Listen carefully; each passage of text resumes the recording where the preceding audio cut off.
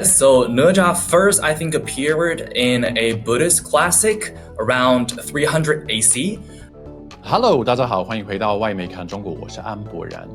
Chinese animated film Ne Zha 2 is smashing international records, already becoming the highest earning animated movie in the entire world. And even among non-animated films, it is right up there, currently sitting in 8th position for the highest grossing movie of all time, with US $1.75 billion so far. So who exactly is Ne Zha? Why is the movie doing so well? And why does China just keep on winning this year? Today I'll ask my special guest, friend of the show, Eric Zhong. This is Reports on China. I'm Andy Boreham in Shanghai. Let's get reporting. The first non-Hollywood film to earn more than $1 billion. The first film ever to make more than $1 billion in just a single market. The highest earning animated film of all time. These are just some of the milestones that new Chinese animated film Ne Zha 2 has smashed since being released in China just 3 weeks ago. And it's still going strong. As of right now, Ne Zha 2 is the 8th highest earning film of all time in the entire world, with earnings of US $1.75 billion. And it's looking to keep on climbing. As the BBC rightly reported, Ne Zha 2 is being hailed as a symbol of progress in Chinese film and a sign that domestic productions can rival Hollywood blockbusters at the box office. But, and of course there's always a but, that success is tinged with Western media snide remarks and negative framing. Check this out. The BBC continues. Ne Zha 2 quickly towered over the competition, crossing the $1 billion milestone in less than 2 weeks. Even more impressive considering China's sluggish economy. Typical, right? But that won't put a dent in China's massive cultural wins this year, wins that just seem to keep on coming, including the massive success of Chinese app Red Note, which helped hundreds of thousands of Westerners see the real China and interact with real Chinese people. And who can forget Chinese AI model DeepSeek, which absolutely floored the world and wiped hundreds of billions of dollars of value from US tech firms.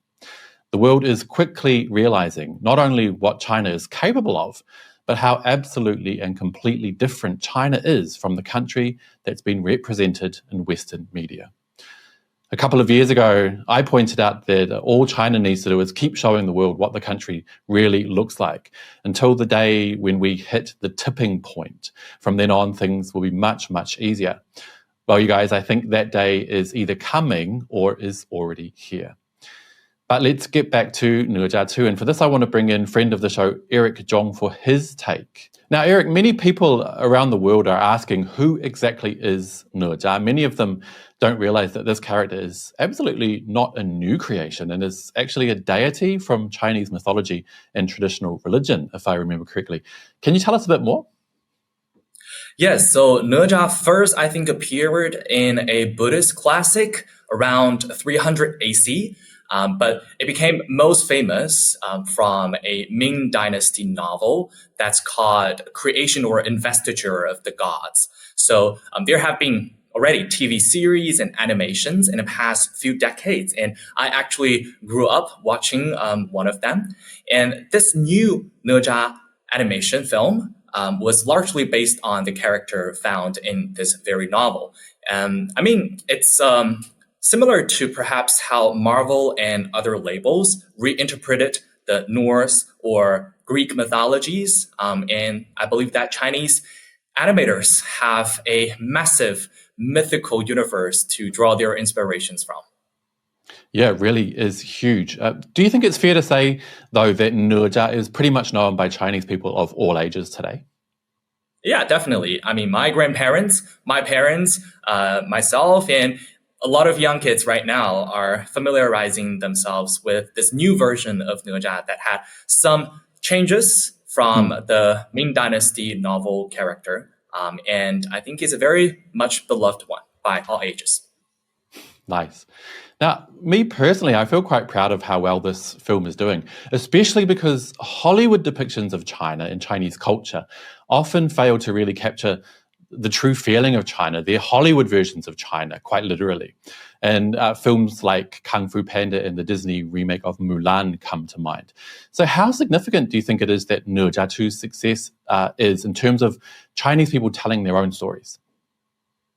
I think it is significant in at least two ways. First, it shows the people around the world, no matter where they're from, that you are able to tell your own stories well. And it doesn't really matter if you are currently in a position of cultural dominance. As long as you build up your capacities, you should be the most legitimate and representative one to tell your story, right? So I think that encourages people around the world first. I mean, I personally do not hate Kung Fu Panda. I love watching it. I think I watched every movie, and I watched most of them in the cinema, not from any online streaming platforms. I think some of them were very well made, yet others failed to really capture the essence of the cultures that Hollywood or the West are otherwise not so familiar with. And I really think it depends on if you truly respect that culture and would like to immerse yourself in that culture to really even invite a lot of people growing up in that cultural background to participate in the production process.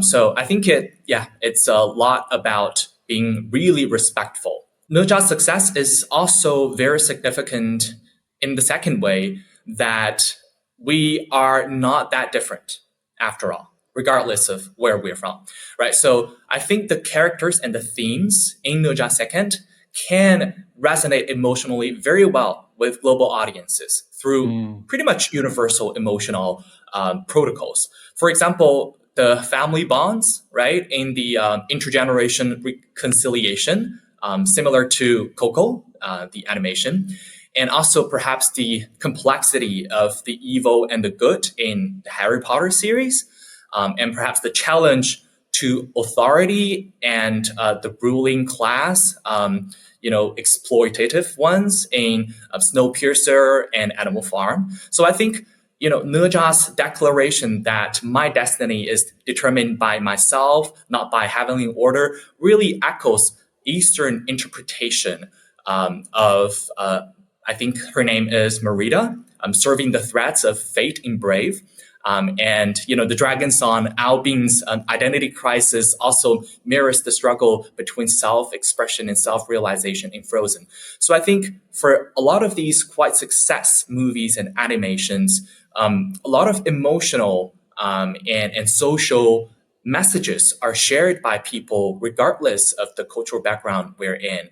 And I think it's so significant that it shows if you have good cultural narrative skills, these productions can go beyond national boundaries. And I think that means also an invitation for audiences outside of China to give it a try, to go into the cinema and watch Ne Zha 2.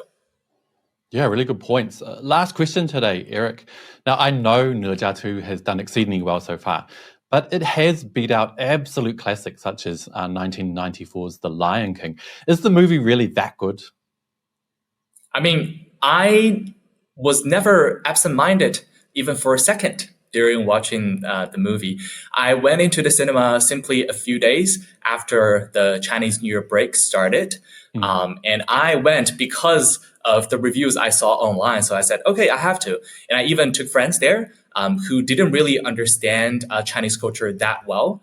So they're from other countries. So we loved it. And after researching more online after watching it, I even discovered a lot of other details I otherwise overlooked while watching it. So I think it is indeed a production with massive efforts put into it.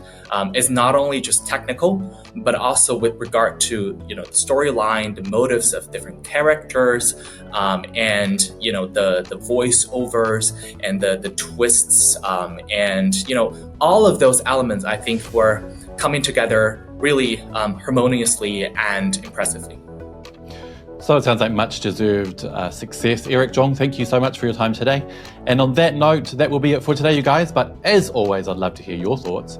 Have you seen Ne Zha 2? Do you think the movie will enter the exclusive $2 billion club? Do let me know down below. And don't forget to hit like and subscribe if you haven't already. It really does help the channel. I'll see you all next time. Bye-bye.